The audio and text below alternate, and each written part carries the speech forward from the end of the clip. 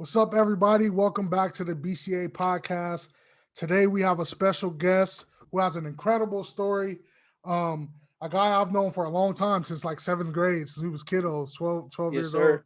And we've been grinding from playing football and what they call it, Pop Warner or Jack Frost, in hmm Bakersfield, California. But he went through some traumatic stuff that he probably never think he would go through. Just doing the stuff that he loves, you know what I mean, as far as being involved with school and stuff like that. But give it up for Mitch Carter. Thank you for being here. Oh, dude, I'd do anything for you. You know that, man. Yeah, Uh, we go way back to the Marauder days, if you remember that. Marauders, yep.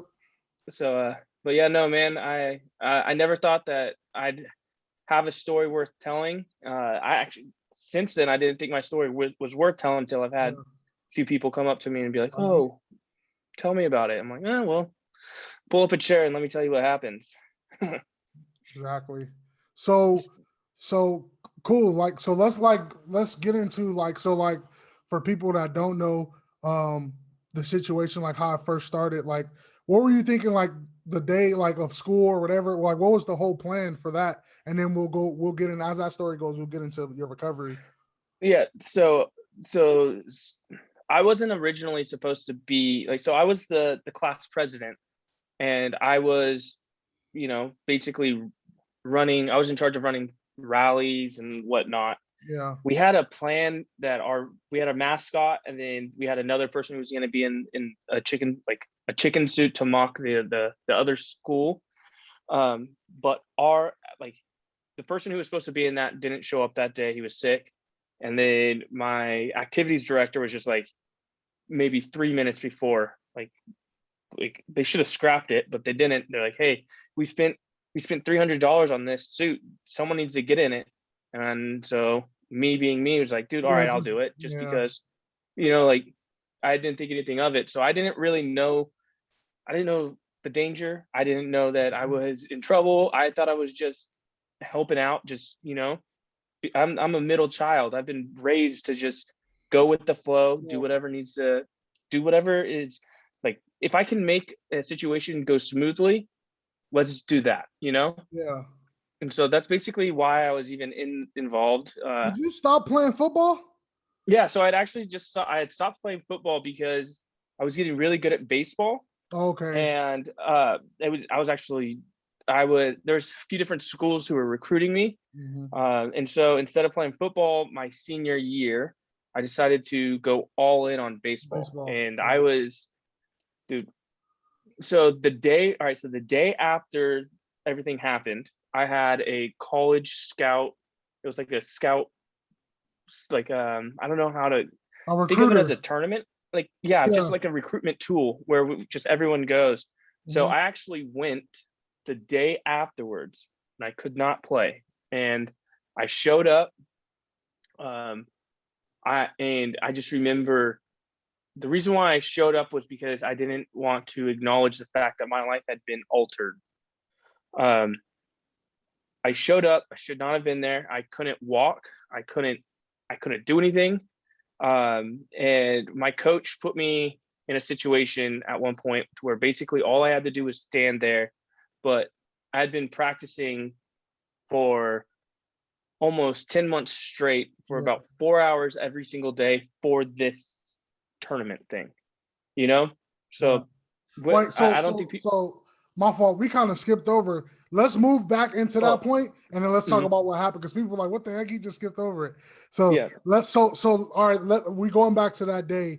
You weren't supposed to be in the suit, but you volunteered to get in the suit, and so now you're in the suit. And then where you at from there?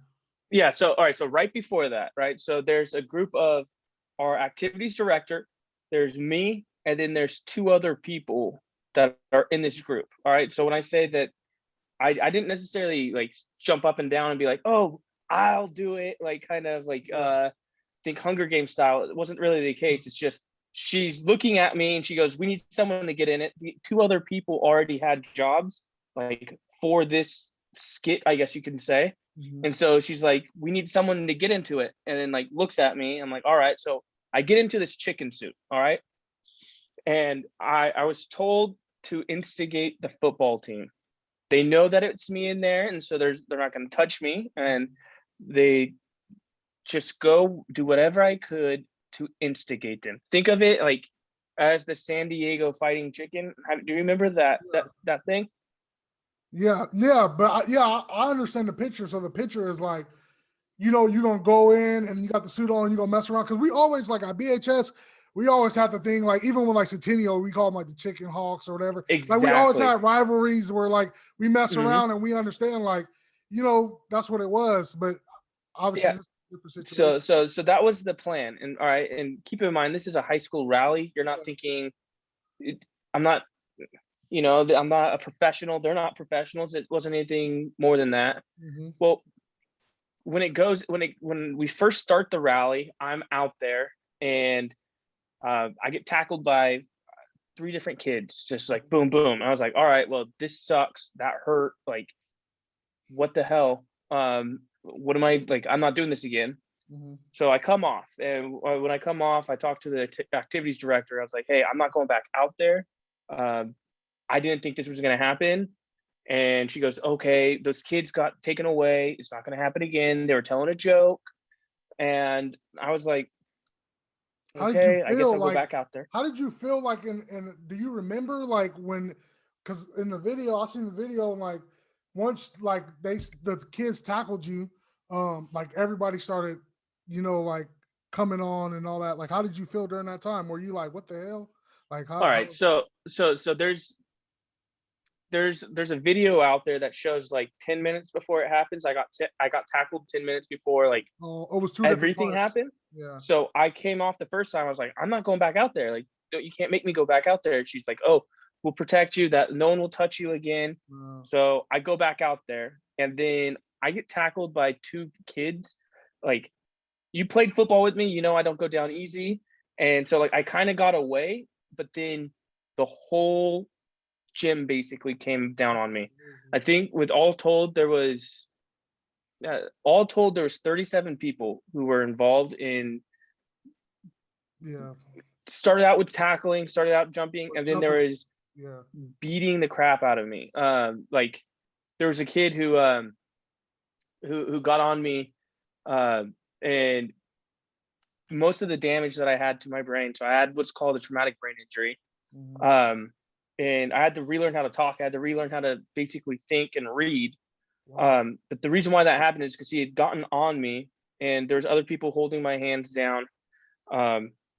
People were kicking me in the nuts. So people were holding my legs apart, kicking me in the nuts. But the kid who did the most damage got on top of me and was pounding my head like with the bottom of its fist. All right. So, like, I'm saying, kind like of well on you, like right here, bringing it down and hitting my nose, and then having the head hit the hardwood floor in a gym. Was the chicken soup thing on, or it was off at that point?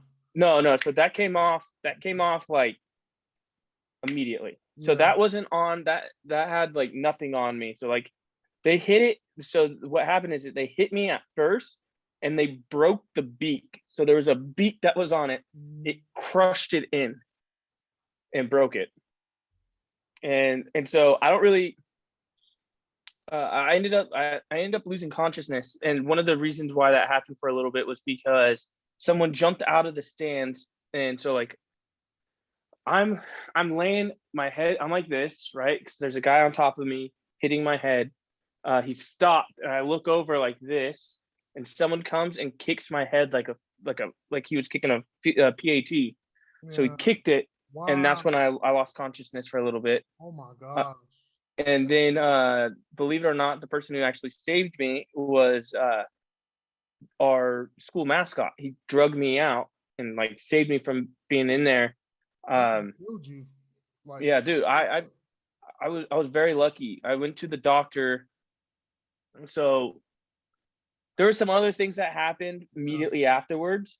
My recovery didn't start until shortly after everything that happened.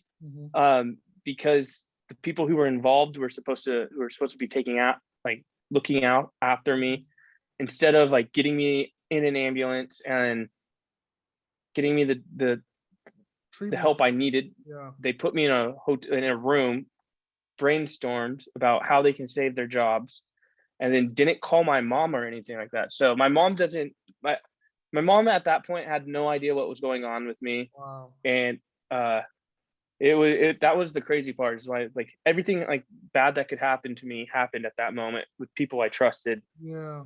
And I remember they wouldn't let me leave the principal's office until about 4:30 that day. So I don't know what time school gets off. What could have happened in between that time, like, and that's crazy. So in between, like, because that happened at like 10 in the morning. They put me in this room and they put ice on my head, but I was going in and out of consciousness, and they were literally brainstorming about what do we do instead of calling 911 and getting me the ambulance. Mm-hmm. Because they didn't know the internal damages that I had also. Yeah. But which we're lucky nothing too terribly bad happened. Did you know? Did you feel like different? Like, what did you feel like during that time? So I knew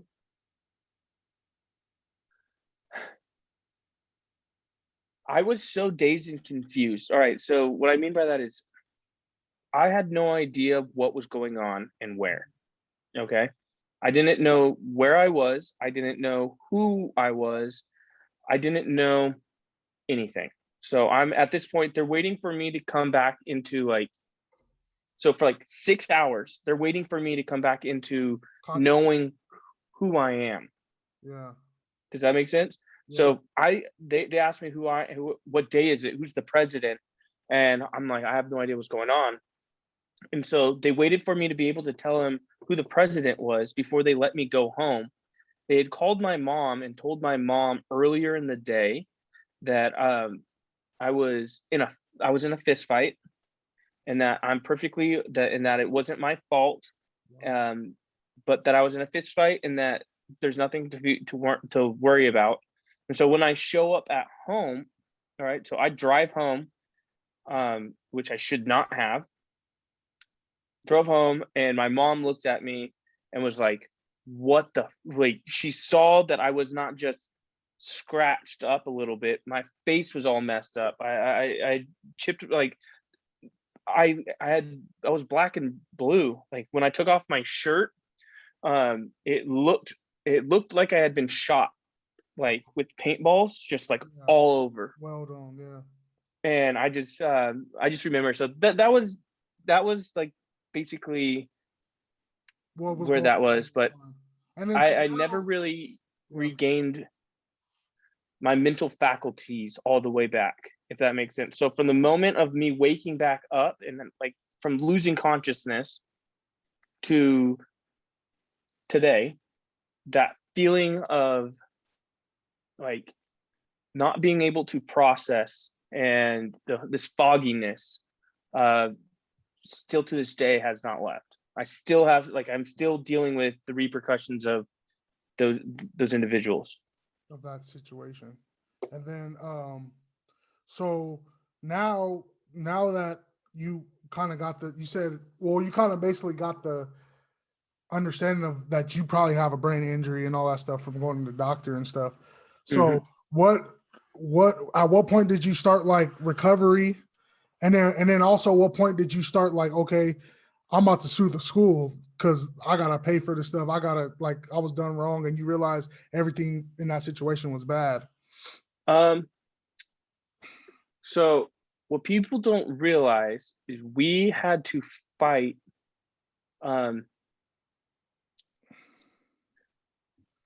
We didn't. So that's actually a really good question, because we didn't start the process of holding other people accountable until like a year or two, 6 to 8 months later. Yeah. And the reason why is because there's a bunch of, we ran into some issues. So when you have a brain injury, you would think, oh, you just go to a doctor, and then the doctor tells you, oh, go see this person. Well, no. What typically happens is when you have a trauma like this, in the first few minutes, that's when they decide, that's how they can see the scope of it at its best, right? and then they can refer you to brain and neurosurgeons and people for you to go through that way. But keep in mind, I didn't have the evaluations that I needed, so I had to go through all of the struggles where I couldn't read. All right, so my mom. Did you think like at a point, because this the mindset I think I would be in if I was in a situation. You probably thought you were maybe was going to recover or something, like, or you didn't know, 100%. you never experienced that situation. So you like, all right, in due time, like I'm gonna get back normal. So you probably, yeah. 100%. All right, so keep in mind, so that happened the Friday before we go on to like winter break. Okay, so it was December 10th, 2010. Mm-hmm. And I end up thinking like, hey, I'll bounce back. Every time I've ever had an injury or anything like that, like, oh, my shoulder hurts or whatnot, I always think, oh, I'm gonna bounce back. I'll rest for 3 or 4 days. I won't work out. I'll do all this stuff, and then I'll be back ready to go. Mm-hmm. Well, what ends up happening is I couldn't think in my head. So you can't what make I mean by that is decisions if you can't make those kind of decisions if you don't have it, like, you know. Well, think about not being able to think. If I talk to you, so all right, so Blue, you'd be like, hey, how are you doing, man? Like, are you having a good day? Well, I would sit there and I was like, yeah. Yeah, that's an automatic response, you know. Yeah. Oh, so my mom started noticing stuff like that. Another thing is, like, I couldn't read.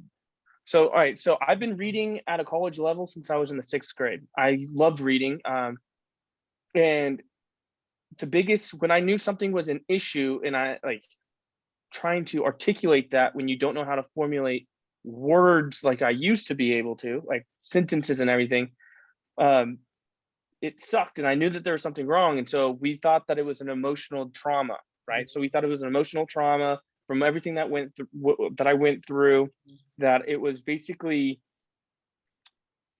post-traumatic stress disorder, which I do have, Mm-hmm. which I deal with. But the way that the brain function is crazy. And like, I think in pictures. All right, so when you read a book and you close your eyes and you think of a memory, all right, here's an exercise for you, Blue. Close your eyes, think of the first time you ever picked up a hammer and threw it. All right, you can remember that moment. Let's do shot put. All right, shot put. All right, I'm sorry. So shot put, the first time you picked up anything and you threw it. All right, that moment, I'm sure that you can go back to that moment and you can tell me what you were wearing, how it felt like outside, where you were, and how far it went. And just, you could tell me everything about it just by closing your eyes and being in that memory, right? Yes.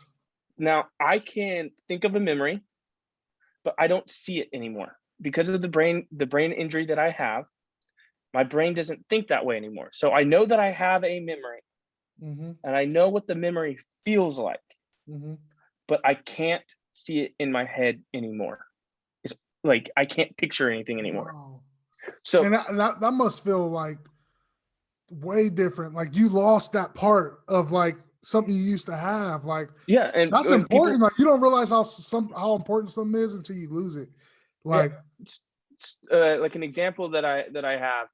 Luckily, I'm lucky that I have pictures. I'm lucky that I have videos that I can go back and look on, because those are things that I need to rely on for memories. But think about, one of my grandmas passed away before this happened. I'm going to say 2 weeks before. And my grandpa died. My grandpa died a week before everything happened, to the day. My grandma, it was 2 or 3 weeks before on the other side. But I can't remember any organic memories. I can't picture my grandpa's face, and I can't picture my great grandma's face. But when you see pictures, but I can see pictures. When you see the picture, you still can't go back to it?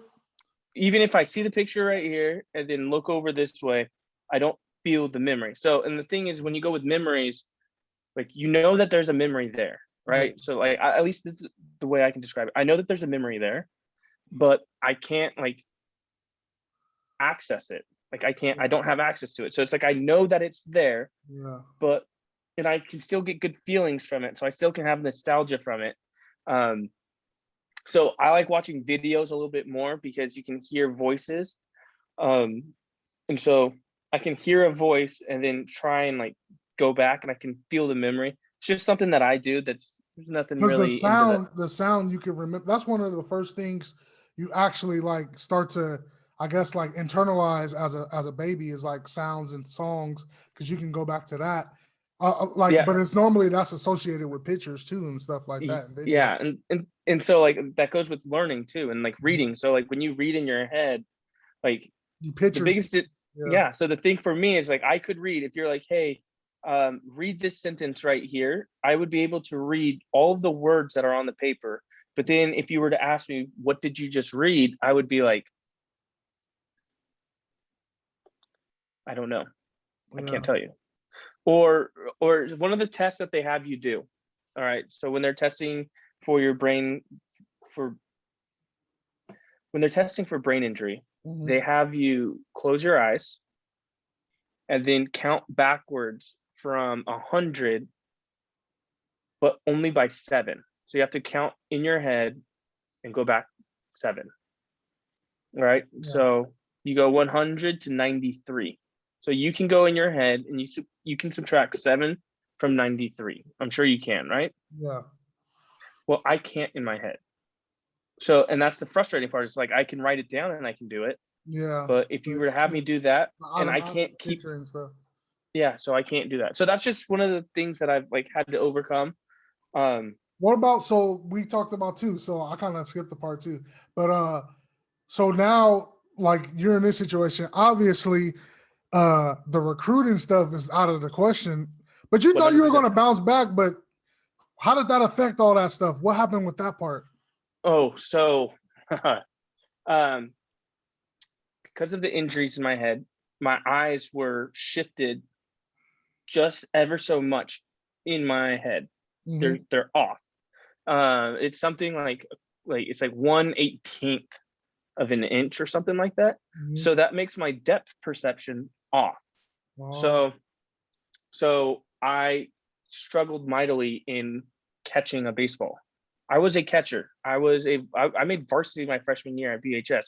I caught people who there's a left-handed pitcher who threw it 94 miles an hour with cut action on it, and I handled it like a pro. Like that's what I did. There's a guy named Colby Lewis who is a pitcher for the Texas Rangers who, when he came back to Bakersfield in the offseason, I was his catcher. Um, and within overnight, I thought it was just me being sore and whatnot. I just couldn't follow the ball anymore. And so there's movement issues. We didn't know that was related to my brain injury at the time. We thought that was just, sometimes you lose it, Yeah. right? You just lose it. And so they chalked it up to me going through something emotional. And so there was still the recruiting process still going on. But just to go back a little bit, when we figured out that we were going to actually take civil action against the current high school district, was when, like, over the break, my mom was like, hey, like, so we all go in there. I missed my finals and everything. Yeah. So I have to go back in there, and they tell me that they can't guarantee my safety at BHS at Bakersfield High School anymore. So they were moving me to a different school. So I ended up graduating from Stockdale High School. Wow. But the thing, so that's when we were like, what's going on? Like, why is this the case? And we found out it's because they were posturing, they were protecting themselves. So the reason why they weren't giving me the help that I needed was because they were trying to get their ducks in order beforehand.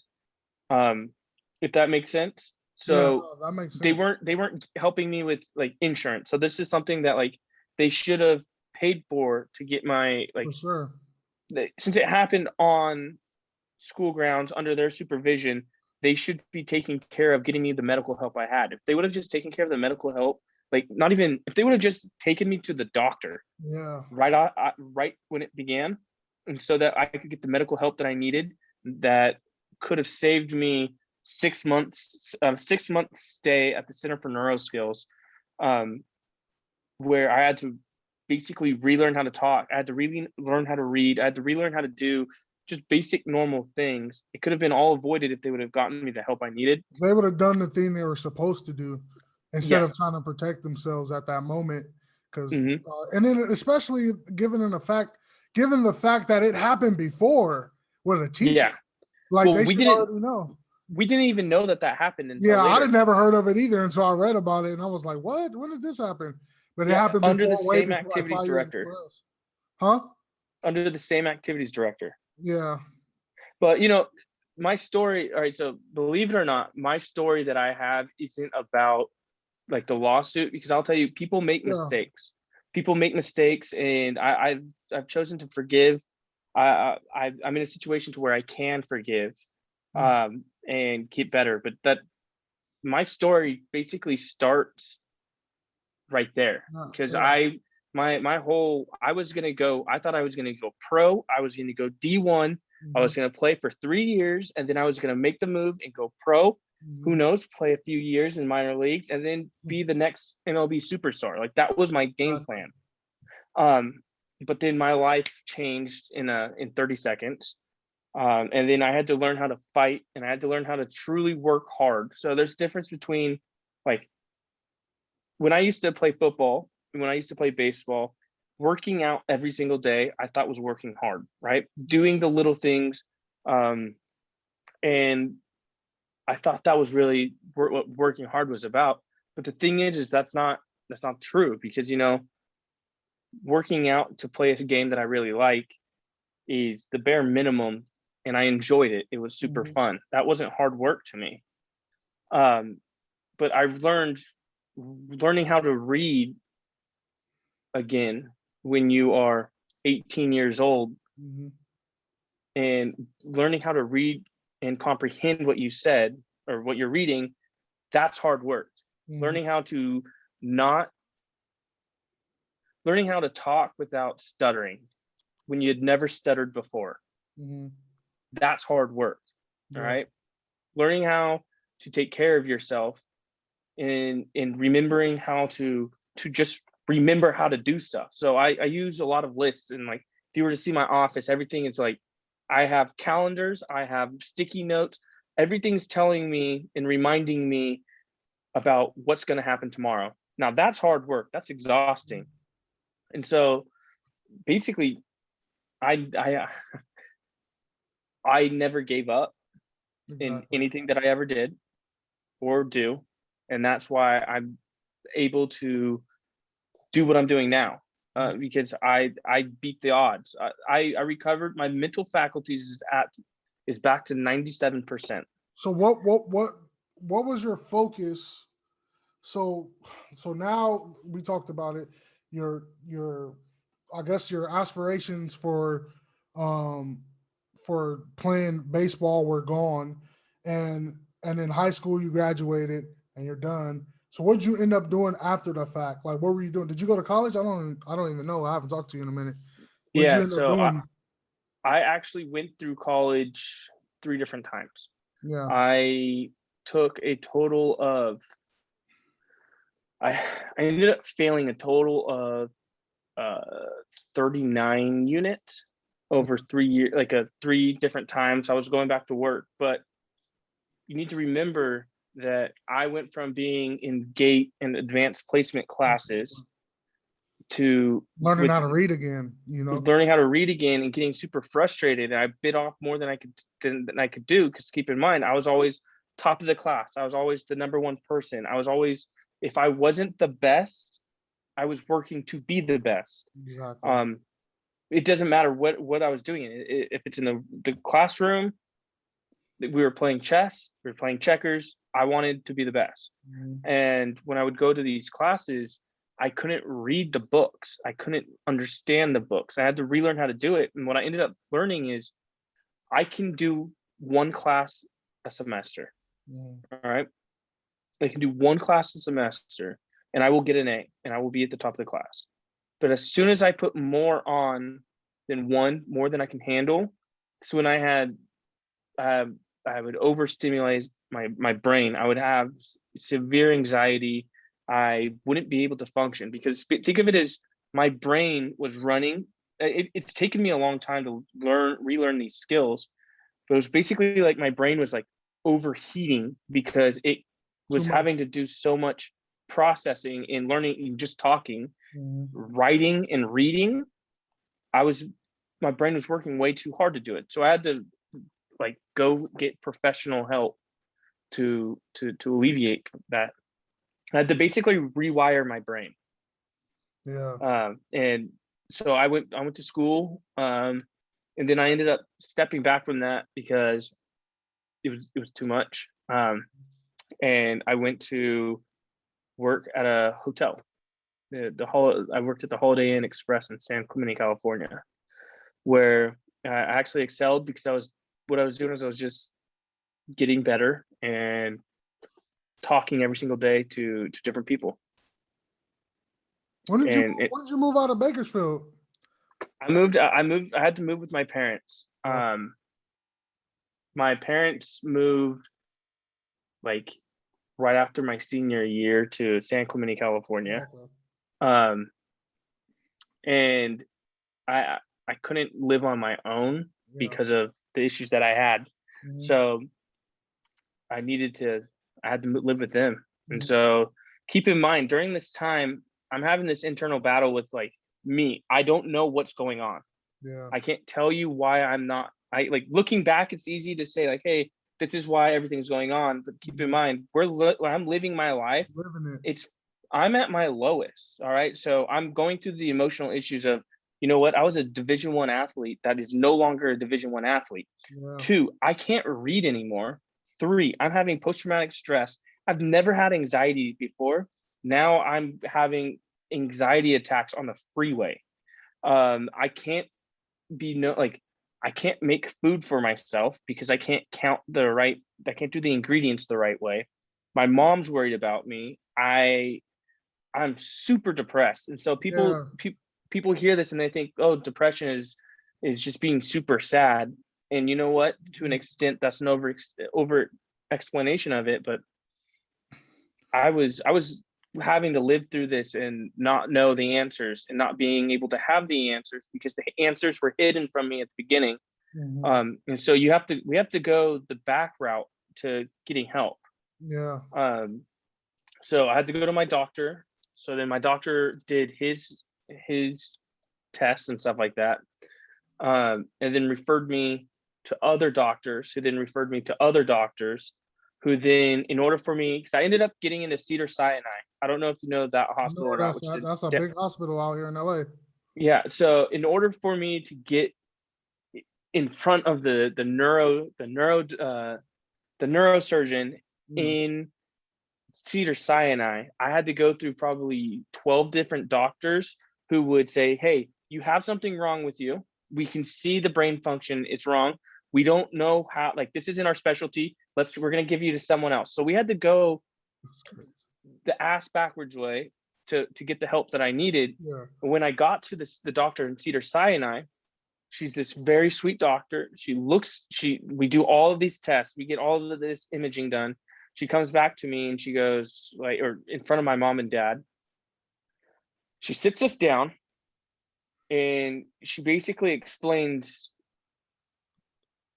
everything that is going on in my brain. So the brain, how my brain is firing. So the actual electrical movements of my brain and why the two sides weren't talking to each other in a very specific area.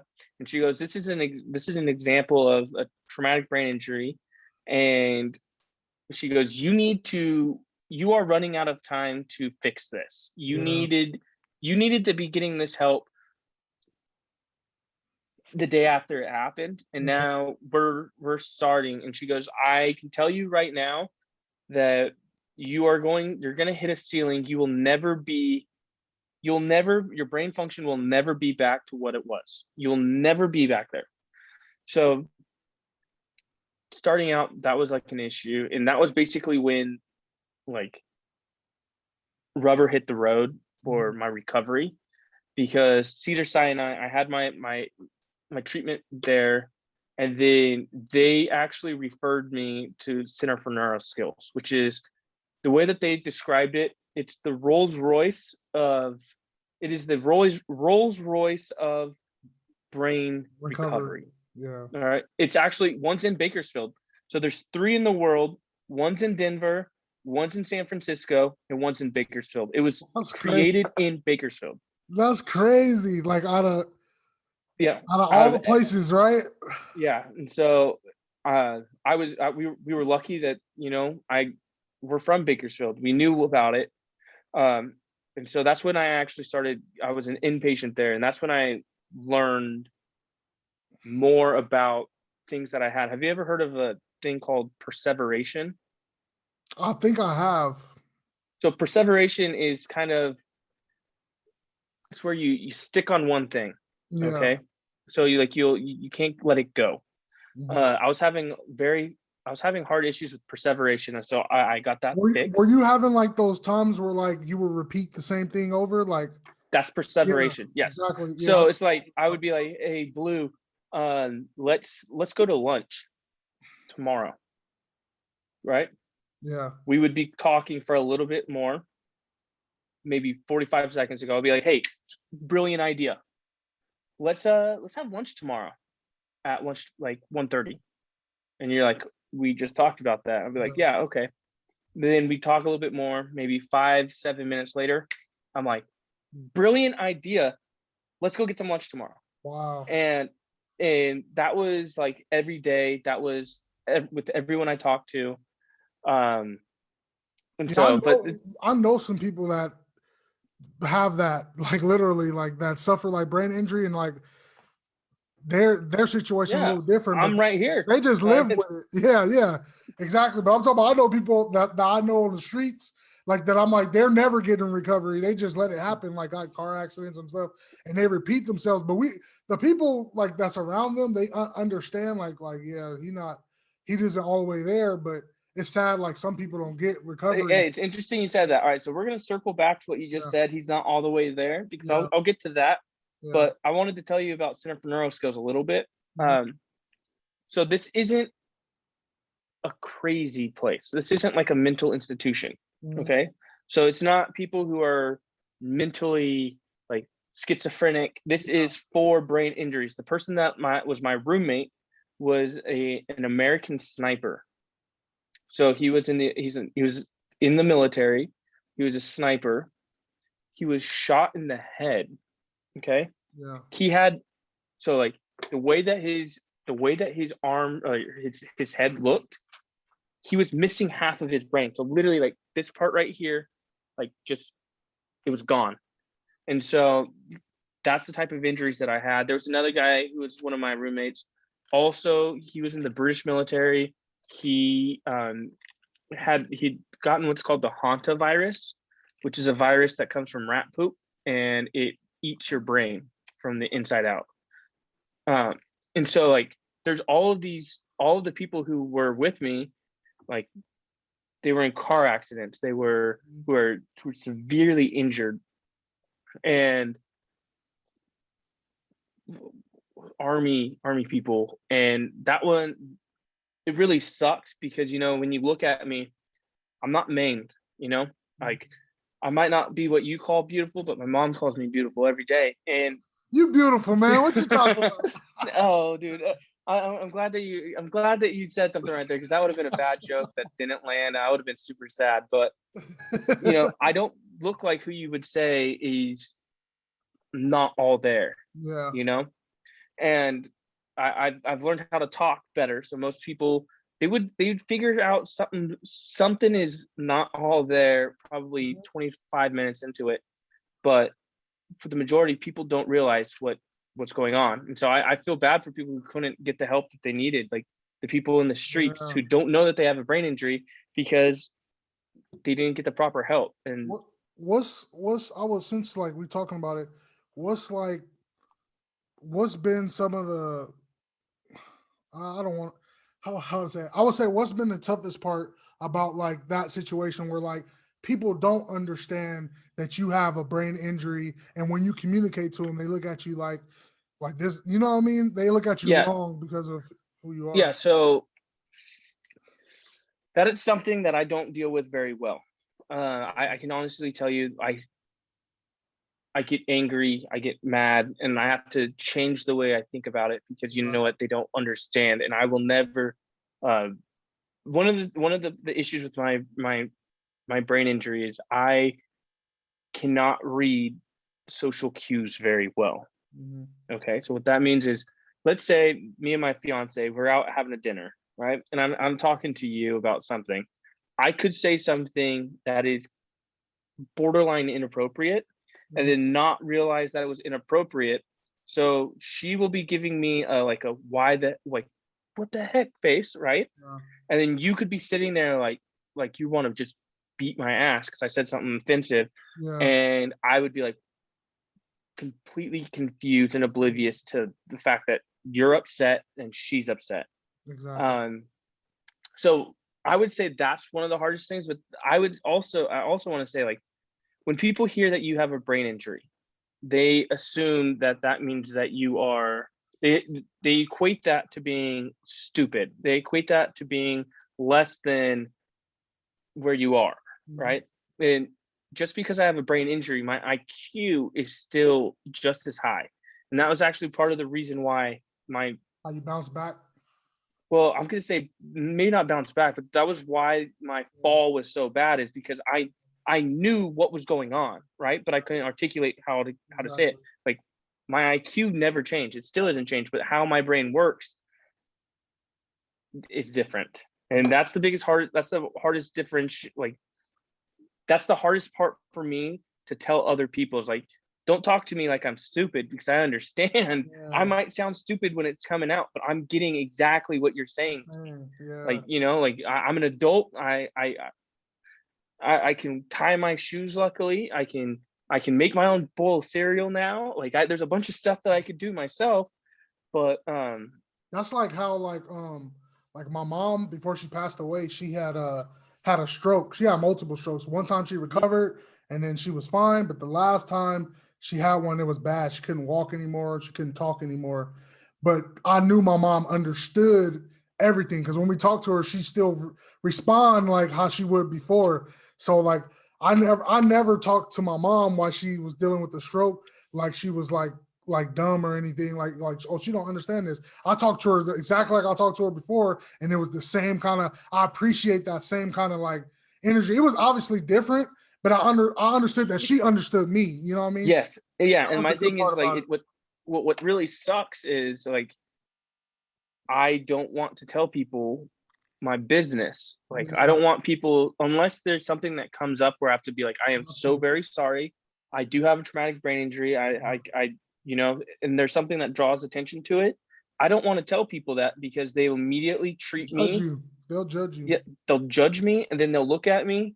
And then the next thing you know, I'm in a business meeting and they're talking to me like, Mitch, okay, Oh hell no. how are you? Are you doing well today? I hope you found it all right. Where's your nurse?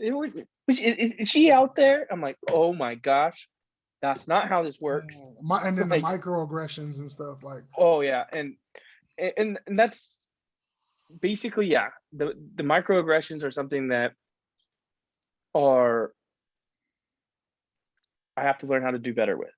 yeah. And As long as you understand like one of the things if you understand like I know it's tough. It's always tough to be treated wrong in general. You believe me, I know. And but even though my situation is different, I just know how you feel, right?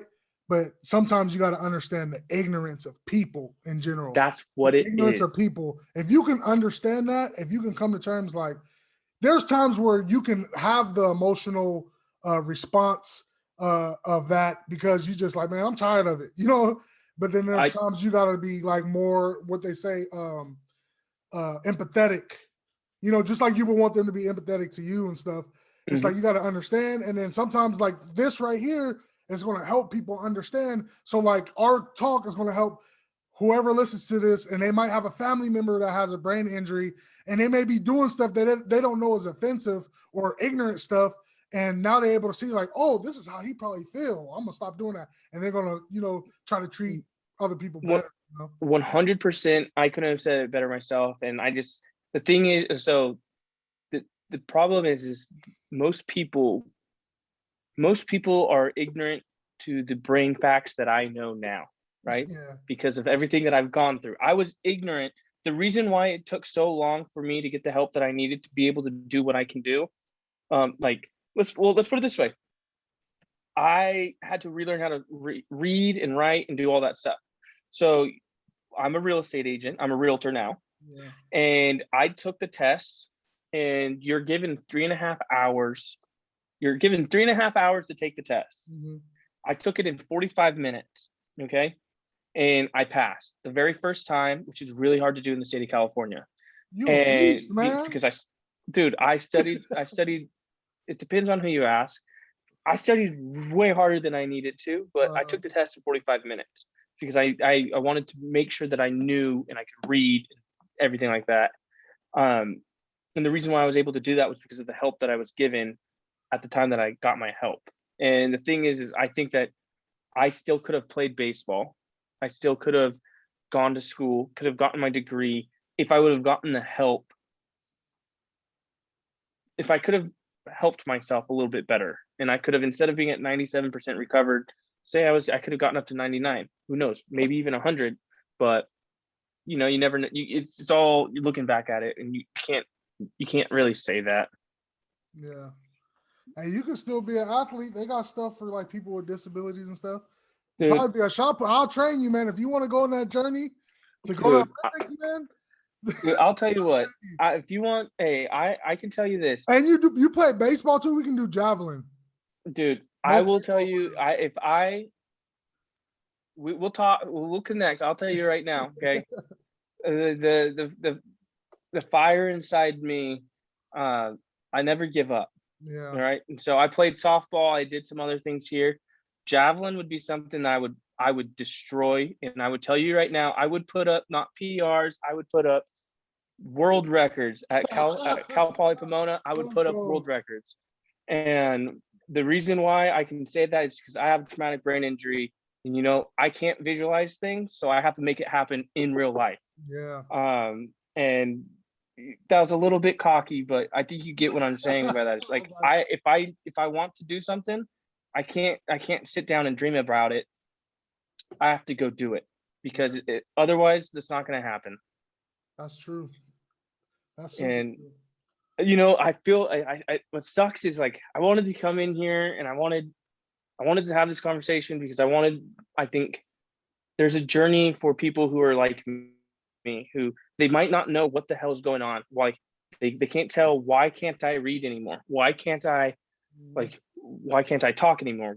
How come I developed a stutter when I was 18 years old or 26, 29 because of something that happened? They don't realize that they have a brain injury, and when they hear TBI, a concussion can be considered a TBI. And you think, all right, well, everyone says concussions aren't that bad. Like, you can get multiple. Well, they're really bad. Yeah. And the reason why you can't read is probably because you had a concussion. And I wanted to come out here. I feel really bad because I wanted to do a better job for you, Blue. I wanted to. No, you're good, man. I'm already visualizing like the points that's going to be important, and I'm gonna try to highlight.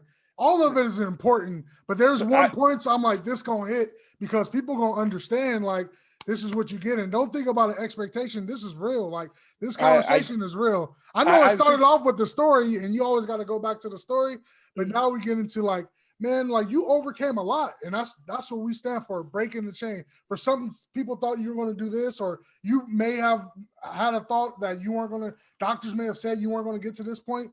You're right now, you at your highest capacity, and you still probably can still grow more. You don't know, the universe is going to bring you more if you work for it. And that, with the work that you put in, it's going to pay off, Yeah. And the thing that people will doubt you. Okay. And what I mean by that, people will doubt that you're hurt. People will doubt that you can do what you can do, people will doubt, and they won't even, like, their doubt will like put little seeds of doubt in your own mind.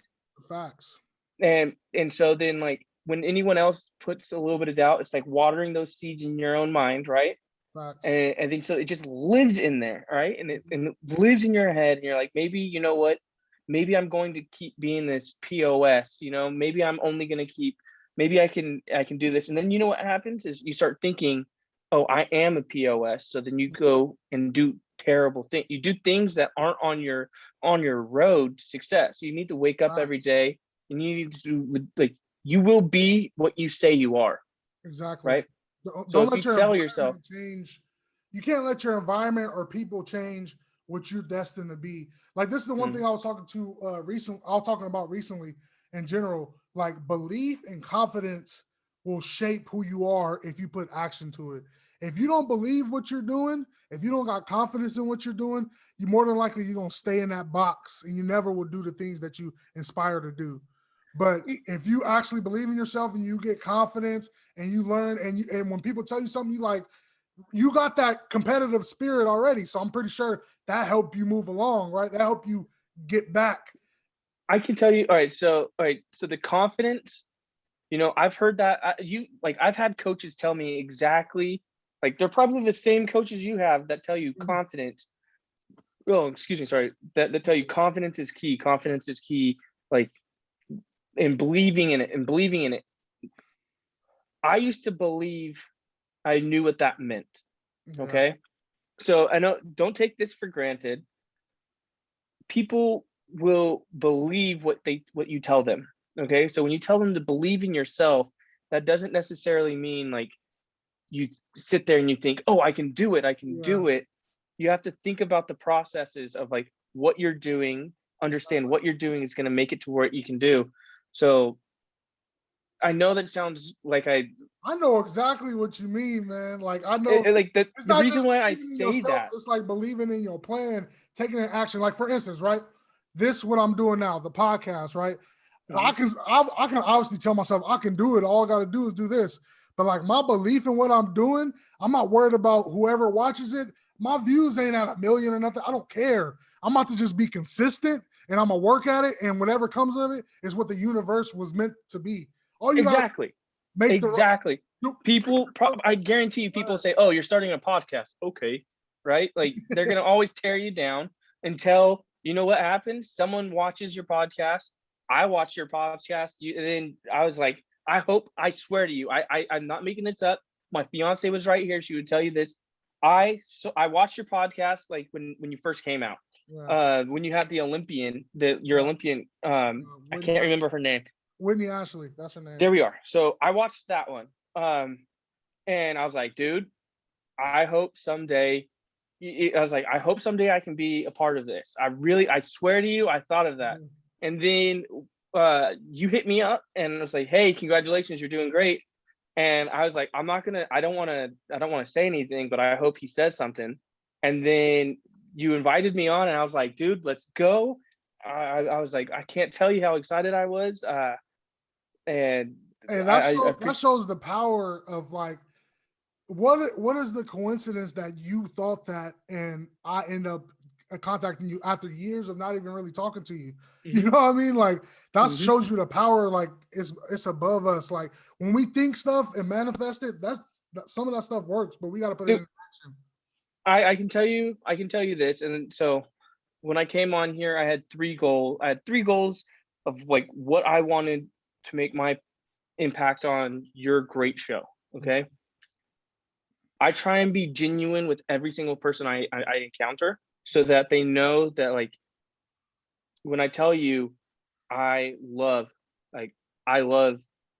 helping out people, and that I went through some shit, and like, I have no anger in my heart. Like, I had anger for a long time, and it drug me down, and I couldn't do anything right. But I don't have anger, and I'm genuine, and I want to be honest. And I approach everything with that. And so that's what I believe in myself to do every single day. And that's how come, you know, I don't let my traumatic brain injury be a crutch. I don't want that to be an excuse.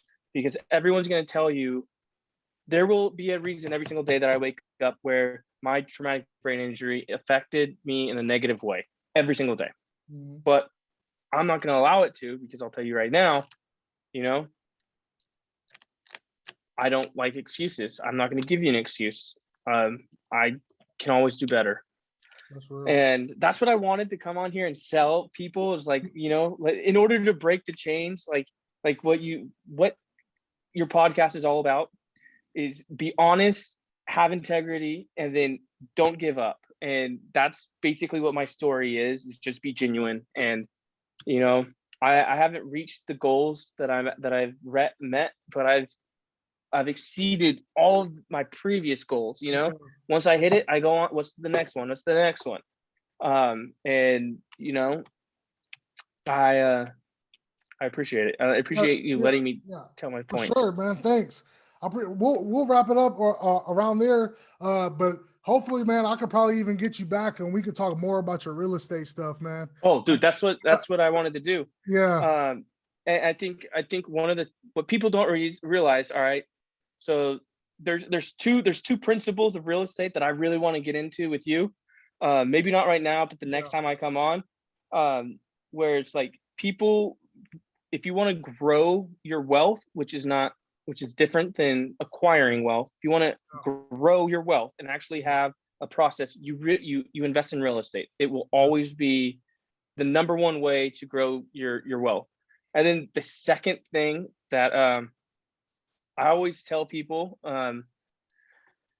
when you're thinking about growing wealth, growing a business, or reaching goals, all right, this is the number two thing. Live uncomfortably. Okay, if you're not living on the edge, you're taking up too much space.